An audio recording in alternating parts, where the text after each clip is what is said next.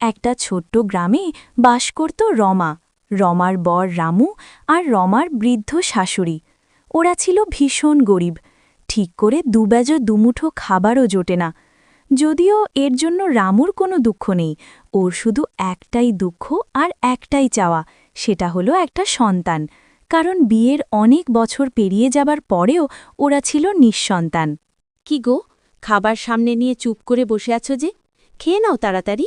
হ্যাঁ বাবা, খেয়ে নে। এমনিতেই শুধু ডালের ভাত, তার উপর খাবারটা ঠান্ডা হয়ে গেলে খাওয়াই খাবার যে যাবে না। ভেতরে ঢোকে না মা। আজ এতগুলো বছর পেরিয়ে গেল, এখনো অবধি বাবা ডাক শুনতে পেলাম না। বাবা না হতে পারলে এই জীবনের কী বা দাম আছে, তুমিই বলো। তুমি চিন্তা করো না গো এইভাবে, দেখবে একদিন সব ঠিক হয়ে যাবে। ভগবানের উপর ভরসা রাখো। তাই যেন হয়, তোমার কথাই যেন সত্যি হয়। ভগবানের ওপর ভরসা করেই তো বেঁচে আছি। একি মা, আপনি না খেয়ে কোথায় যাচ্ছেন? ভগবানের কাছে প্রার্থনা করতে যাচ্ছি বৌমা। আমি যে আর ছেলেটার কষ্ট দেখতে পারছি না। দেখি ভগবান এইবার মুখ তুলে তাকান কিনা।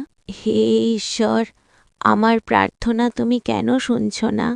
সাড়া দাও আমার ডাকে। এত ডাকি তোমায় আমি, কেন তুমি সাড়া দাও না আমার ডাকে? আজ তোমাকে সাড়া দিতেই হবে, না হলে আমি এখানেই প্রাণত্যাগ করব। বল বৎস, আমাকে ডাকছিস কেন? হে ঈশ্বর, তুমি এসেছ, তুমি এই অভাগীর ডাকে সাড়া দিয়েছ। এত ভক্তি, এত আকুতি নিয়ে ডাকলে আমি কি আমার ভক্তর ডাকে সাড়া না দিয়ে থাকতে পারি?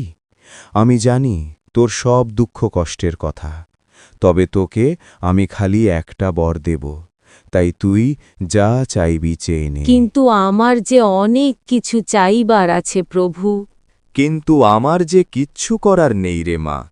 তোর প্রাপ্য শুধু একটাই বর, তাই তোকে যে কোনো একটা কিছু চাইতে হবে।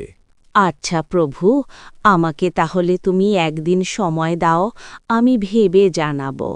তারপর বৃদ্ধা বাড়ি ফিরে এসে তার ছেলে ও বৌমাকে সবটা খুলে বলে, এবং সব শোনার পর রামু বলে, এ কি বলছো মা? এটা সত্যি? সেই একটা বর কি নেবে, এটা এত ভাবার কি আছে মা? তুমি তোমার জন্য একটা নাতি বা নাতনি চাইবে। হেলে বৌমার কথা শোনার পর একটু পাড়ায় বেরোল এবং দেখল পুকুর পাড়ে দাঁড়িয়ে অনেক প্রতিবেশী মহিলা গল্প করছে নিজেদের মধ্যে। তারপর বৃদ্ধা সেখানে গিয়ে তাদেরকে সবটা খুলে বললে তাদের মধ্যে একজন বলে, দিদি, একটা কথা বলছি, তুমি কিছু মনে করো না।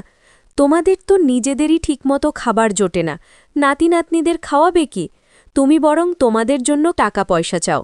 এই কথা শোনার পর বৃদ্ধা বাড়ির দিকে যেতে যেতে মনে মনে ভাবল, আমি তো চোখে ভালো দেখতে পাই না, তাহলে আমার টাকা পয়সা হলে বা নাতি নাতনি হলে এর মধ্যে কোনোটাই তো আমি দেখতে পাব না।